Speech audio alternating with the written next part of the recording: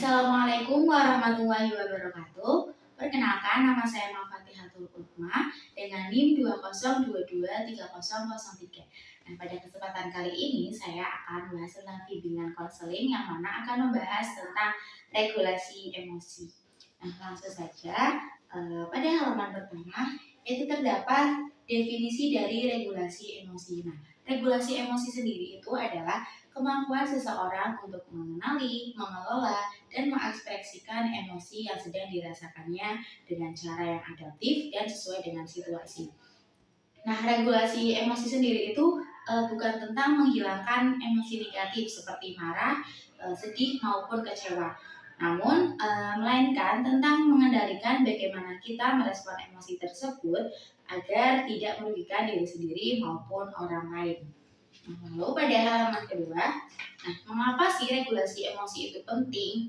Nah, yang pertama itu karena dapat mencegah reaksi yang impulsif. Nah, apa sih reaksi impulsif itu? Nah, jadi mencegah reaksi impulsif itu menghindarkan kita dari tindakan atau ucapan yang disesali di kemudian hari saat sedang emosi tinggi. Lalu yang kedua ada menjaga hubungan sosial, yang mana hal ini membantu mengkomunikasikan perasaan dengan asertif, bahkan bukan agresif, sehingga konflik dengan orang lain bisa dihindari.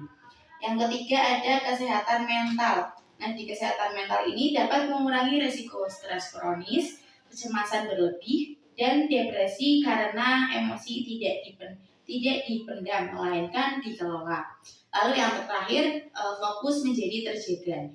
Jadi regulasi emosi ini membantu pikiran tetap jernih untuk menyelesaikan masalah atau problem solving, bukan terjebak pada dramanya.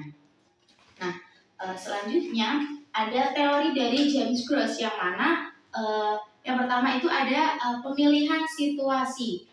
Pemilihan situasi ini kita itu bisa menghindari atau mendatangi situasi yang memicu emosi, menghindari teman yang suka toksik ataupun suka drama. Nah, yang kedua ada modifikasi situasi yang mana mengubah kondisi fisik lingkungan agar emosi mereda. Semisal ketika kita sedang berdiri, kita sedang emosi, kita bisa mengubah posisi kita menjadi posisi duduk agar emosi lebih turun. Lalu yang kedua ada alihan perhatian. Nah, mengalihkan fokus dari hal yang memicu emosi negatif, seperti mendengarkan musik ketika saat macet.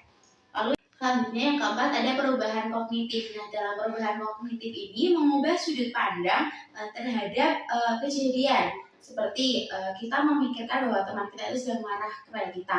Kita bisa berpikir bahwa oh mungkin dia sedang banyak pikiran, bukan marah sama aku kayak gitu.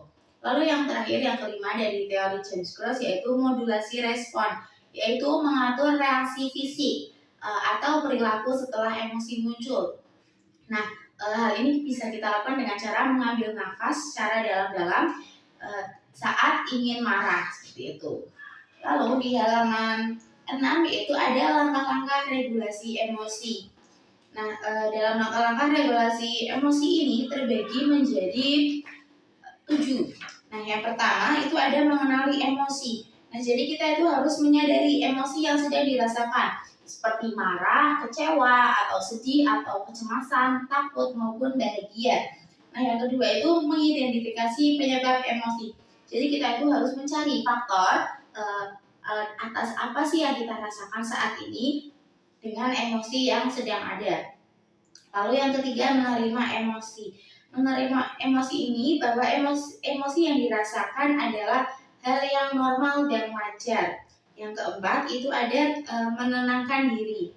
Nah, pada poin keempat ini menenangkan diri itu bisa berupa seperti menarik nafas dalam-dalam, bisa dengan kita berdoa atau relaksasi diri. Jadi ketika kita emosi, kita bisa melakukan relaksasi seperti yoga maupun mendengarkan musik. Bisa juga kita beristirahat sejenak. Kita boleh tidur sejenak untuk meluapkan emosi kita melalui istirahat tersebut. Lalu yang kelima ada mengubah cara berpikir. Jadi melihat situasi dari sudut pandang yang lebih positif dan realistis.